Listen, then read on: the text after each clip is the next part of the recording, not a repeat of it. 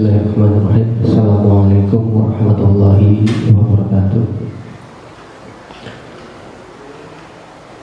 Alhamdulillahirabbil alamin wa bihi nasta'inu 'ala umuri dunya waddin. Wassalatu wassalamu ala asyrofil anbiya'i wal mursalin wa 'ala alihi wa sahbihi ajma'in. Amma ba'du. Yang saya hormati Bapak Kepala Sekolah SMK Ponpes Manbululung, Bapak Haji As'ad Samawat. Yang saya hormati para dewan guru, staf pendidik, tenaga pendidikan SMK Ponpes Manbululung.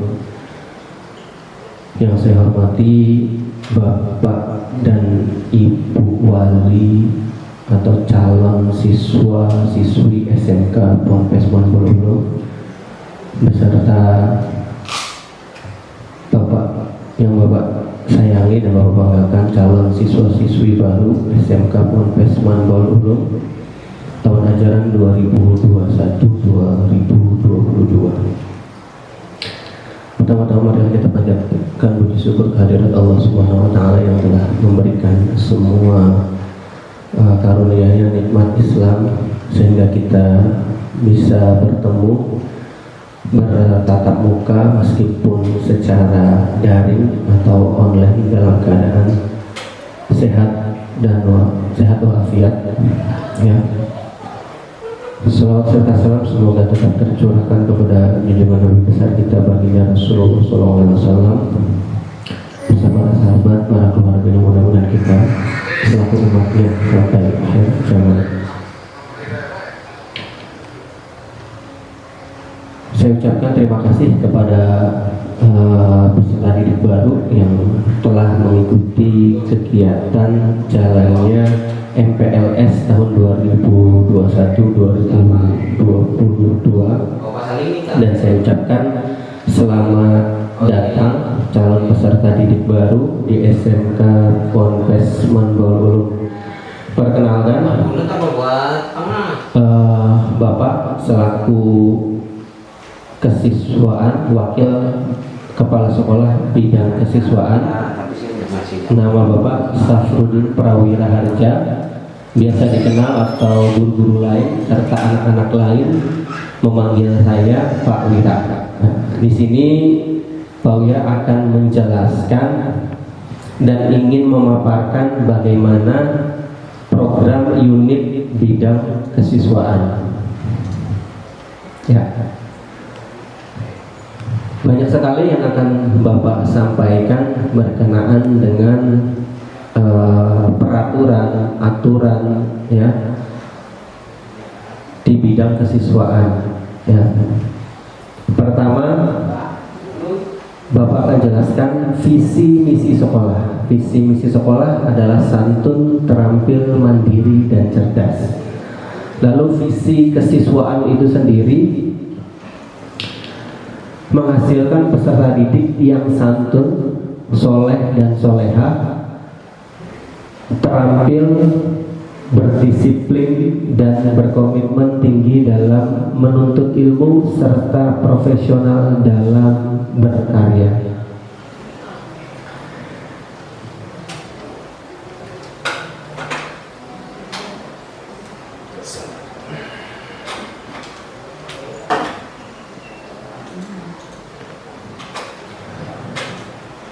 Lalu misi kesiswaan sendiri membentuk peserta didik SMK Ponpes Manbululung yang santun, soleh dan soleha, tertib, teratur dan terarah dalam menempuh pendidikan, tegas dan konsekuen dalam bersikap dan bermandiri, memiliki wawasan luas dalam berorganisasi, berbangsa dan bernegara, terampil dalam membangun bakat dan minat untuk terus berprestasi, berbudi pekerti luhur dalam bermasyarakat, memiliki sikap teladan pada diri sendiri, keluarga, dan sekitarnya, memiliki jasmani dan rohani yang sehat dan kuat. Adapun sasaran mutu unit kerja kesiswaan itu sendiri, ya, sesuai dengan visi misi SMK Ponpes Manbululung, yaitu santun, terampil, mandiri dan cerdas. Maka unit kerja kesiswaan SMK Ponpes Manbululung senantiasa senantiasa berusaha untuk meningkatkan kinerjanya, untuk meningkatkan prestasi siswa-siswi menjadi lebih baik dengan prinsip memperbaiki setiap kesalahan. Sasaran yang diinginkan untuk siswa-siswi kita yang pertama adalah mampu melahirkan sumber daya manusia yang memiliki keimanan, ketakwaan, berkualitas dan kompetitif. Ya. Yang kedua, mampu meningkatkan prestasi siswa sesuai bakat dan minat siswa.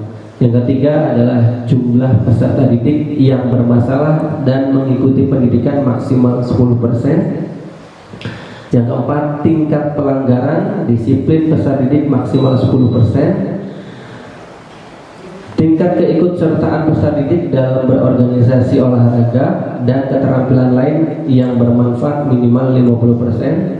Lalu prestasi peserta didik di berbagai bidang akademik maupun kegiatan kesiswaan lainnya minimal 50%. Lalu apa aja yang ada di jurusan yang ada di SMK Ponpes? Kita mempunyai 4 bidang keterampilan atau keahlian. Yang pertama adalah TBSM, teknis bisnis sepeda motor. Yang kedua adalah TKRO, teknik kendaraan ringan otomotif. Yang ketiga adalah desain komunikasi visual atau DKV. Yang keempat ada BDP atau bisnis daring pemasaran. Lalu banyak yang perlu diingat oleh calon peserta didik berkenaan dengan peraturan-peraturan yang ada di sekolah, yaitu adalah janji pelayanan unit kerja siswa SMK Ponpes Bonbrolo. Ini untuk program kerjanya, senantiasa melayani dengan senyum, sopan, santun, dan sigap, lalu menjaga nama baik lembaga dan dapat memberikan keteladanan. Yang ketiga, menindak secara adil, kebijaksanaan, tanpa didiskriminatif. Ya. Lalu keempat, peduli, teliti, dan berkelanjutan. Yang kelima, bertindak tegas, jujur, disiplin, profesional, dan proporsional. Yang keenam, melayani secara ikhlas, cerdas, dan tuntas. Yang ketujuh, meningkatkan kemampuan dan bersedia menerima kritik dan saran dan perbaikan. Lalu adapun tata tertib yang perlu diikuti oleh peserta didik selama pelaksanaan nanti luring, baik luring atau daring. Kalau untuk daring sendiri yang sekarang kita laksanakan bersama, kita untuk aturan yang masih digunakan yaitu kita masih melaksanakan kegiatan pembelajaran daring, di mana pemerintah masih menekan aturan tentang virus COVID-19, sehingga untuk para siswa dan siswi masih melaksanakan kegiatan belajar mengajar melalui internet atau melalui media sosial, WA, Classroom, Google Meet, dan yang lain-lain. Nah, untuk aturan daring sendiri, peserta didik wajib mengikuti kegiatan belajar mengajar melalui atau dikoordinasikan melalui grup WA seperti sekarang MPLS menggunakan grup WA gugus, ya, di mana setiap siswa mengikuti agenda atau jadwal yang sudah ditentukan di masing-masing hari yang dilaksanakan pada hari ini, hari Senin tanggal 19 Juli 2021, lalu dilanjutkan tanggal 21, tanggal 22 dan 23 Juli 2021. Ya. sebagai aturan daring sendiri wajib mengikuti kegiatan atau mengikuti jalannya arahan dari guru pembimbing atau guru pendamping di gugus grup WA masing-masing. Di situ agenda kegiatan sendiri yang pertama adalah mengikuti kegiatan absensi. Ya, awal mengikuti kegiatan absensi.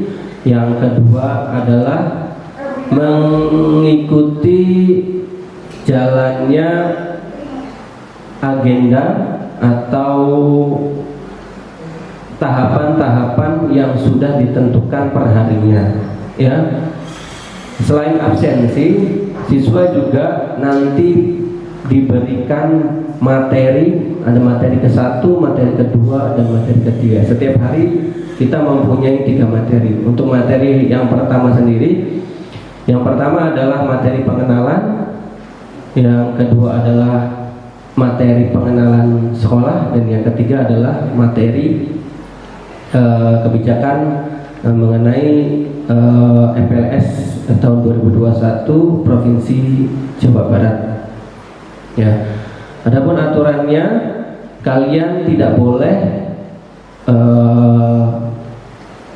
memiliki atau berbahasa yang kurang sopan, baik tertulis atau secara lisan. Ya, itu aturan yang wajib. Ya, aturan yang wajib dilakukan oleh peserta didik. Ya, jadi mulai dari tulisan, bahasa, lalu apa yang dikirimkan atau yang diucapkan itu harus dengan sopan, baik, bijak, ya, apalagi dengan guru pendamping. Ya, itu untuk aturan daring. Lalu mengikuti kegiatan mulai dari awal sampai akhir kegiatan. Ya, materinya dilihat, materinya dicermati sesuai apa yang dikirimkan oleh guru pendamping. Lalu kalian catat, kalian resum atau kalian rangkum. Nanti ada Google Form yang dikirim oleh guru pembimbing, dan kalian nanti bisa merangkum atau mencatat di Google Form tersebut apa yang kalian dapatkan dari materi yang disampaikan. Lalu aturan-aturan peserta didik luring, ya, memang banyak sekali kendala yang dialami dalam pelaksanaan kegiatan belajar daring ini. Ya, banyak sekali hal yang dialami oleh peserta didik kita. Ya, tapi itu bukan kendala untuk kalian semangat belajar dan berusaha bagaimanapun caranya untuk melaksanakan kegiatan belajar mengajar secara daring. Sebenarnya tidak ada bedanya. Ya, mungkin bedanya kita tidak bisa bertatap muka langsung. Tetapi kita belajar itu harus timbul dari diri kita sendiri. Artinya motivasi, keinginan, dan kemauan kita untuk belajar. Meskipun luring, kalau siswanya tidak semangat, tidak ada keinginan atau tidak ada kemauan untuk belajar, itu sama saja. Ya, beda dengan ketika meskipun daring, tapi kemauannya ada, keinginannya ada, dan motivasinya ada, semangatnya ada, itu pasti anak tersebut mengikuti atau mau belajar apa yang disampaikan oleh gurunya. Ya. Lalu di sini ada tata tertib peserta didik SMK Ponpes Wonowolo, hak-hak peserta didik. Ya, seperti peserta didik berhak mendapatkan pengajaran sesuai dengan Undang-Undang Dasar 1945 Pasal 31 Ayat 1. Ya, jadi kalian berhak mendapatkan materi atau pendidikan dari guru kalian atau dari sekolah. Yang kedua, mendapatkan pendidikan dan pelatihan sesuai dengan program keahlian atau kompetensi keahlian yang dimiliki atau yang dipilih oleh kalian, ya, yang diterapkan oleh sekolah. Yang ketiga, menggunakan atau memanfaatkan fasilitas yang ada di sekolah dengan aturan-aturan yang ada di sekolah atau tata tertib yang berlaku. Yang keempat, mengikuti kegiatan-kegiatan sekolah yang berhubungan dengan pengembangan diri. Lalu kewajiban ketika luring atau daring, ya, peserta didik harus hadir di sekolah 15 menit sebelum apel pagi atau setiap hari Senin, ya. Lalu hadir 10 menit sebelum bel masuk sekolah, ya. Di hari Senin atau hari Selasa, Senin kan hari pelaksanaan upacara, kalian lebih pagi untuk berangkat untuk mengikuti kegiatan upacara. Ya, lalu hari Selasa sama halnya, kalian masuk sebelum jam 7 atau bel masuk sekolah dan sudah ada di sekolah. Mengikuti kegiatan keagamaan mulai dari jam 7 sampai dengan sebelum KPM dimulai. Biasanya kita dilaksanakan ada pengajian terlebih dahulu, ya, atau tahsin. Siswa akan dibimbing oleh wali kelas dan pendamping tahsinnya untuk melakukan kegiatan mengaji atau hafalan-hafalan surat pendek. Yang keempat, melapor pada guru piket apabila datang terlambat.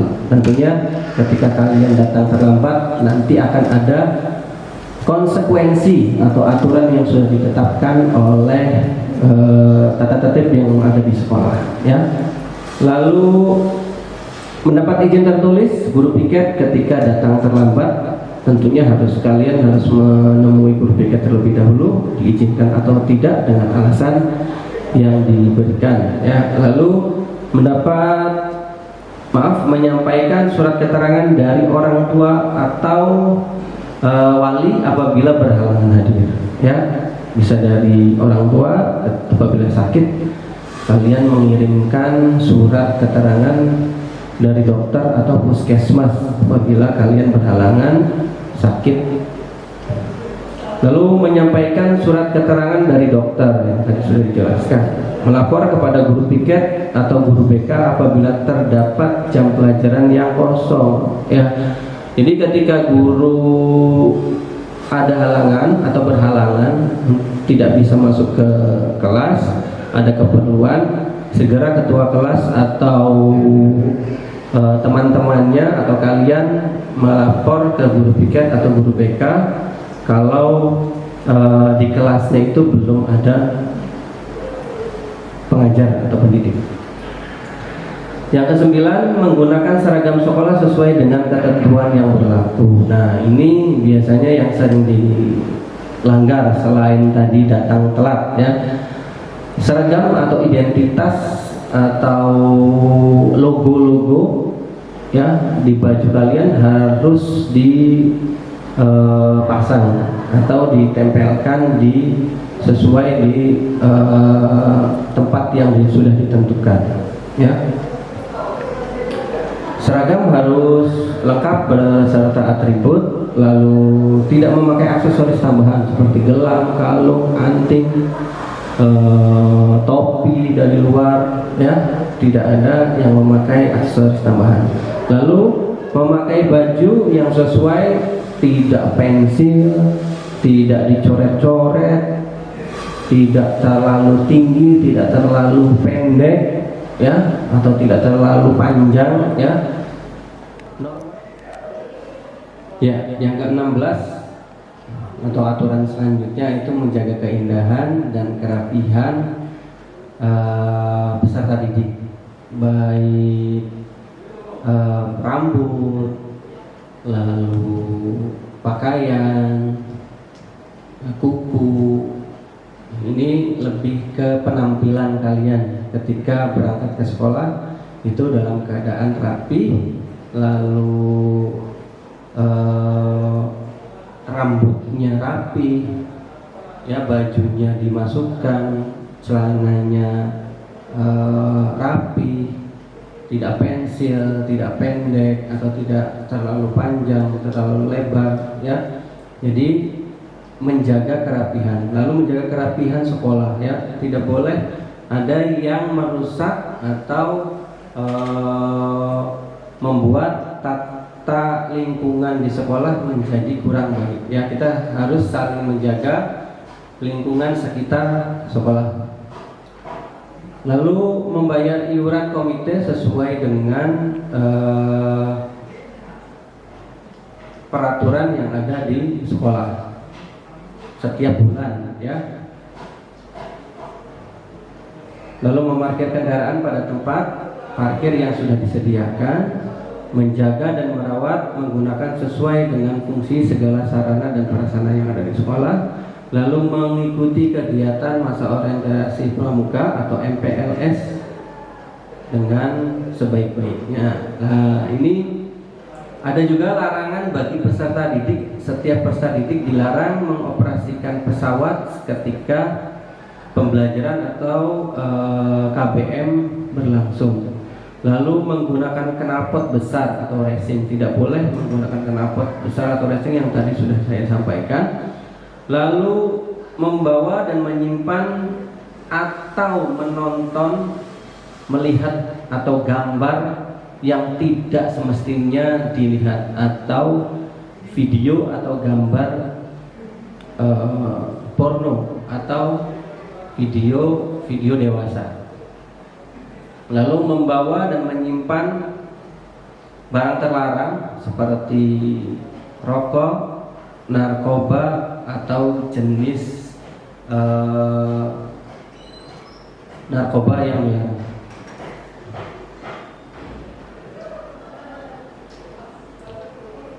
Membawa dan menggunakan aksesoris tambahan yang tadi sudah disampaikan.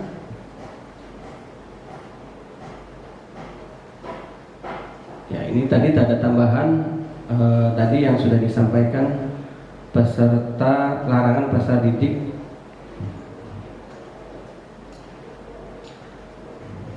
Nah, adapun sanksi atau konsekuensi yang ditentukan oleh peserta didik, yang pertama pemberian tugas yang bermanfaat bagi sekolah maupun dirinya sendiri berupa catatan, hafalan atau rangkuman, ya. Ini masih konsekuensi yang diberikan oleh peserta didik, masih tahap yang ringan. Yang kedua, pemberian sanksi administrasi dalam bentuk catatan atau pelanggaran. Nanti setiap siswa yang melanggar nanti akan dicatat oleh guru piket, guru BK atau bidang kesiswaan bahwa dia telah melakukan tindak pelanggaran yang sudah ditentukan tata tertibnya, ya. Lalu yang ketiga, penyitaan barang yang dilarang atau penyimpanan atau perampasan, ya, perampasan barang yang dilarang oleh tata tertib yang sudah ditentukan, seperti memain handphone dalam kegiatan belajar mengajar, membawa rokok dan membawa barang-barang yang dilarang. Pemberian teguran tulisan dan pembuatan surat pernyataan yang harus diketahui oleh orang tua atau wali siswanya, ya. Lalu pemberian berupa tugas dan teguran sesuai besarnya poin pelanggaran yang dilakukan oleh siswa dan kebijakan kepala sekolah. Lalu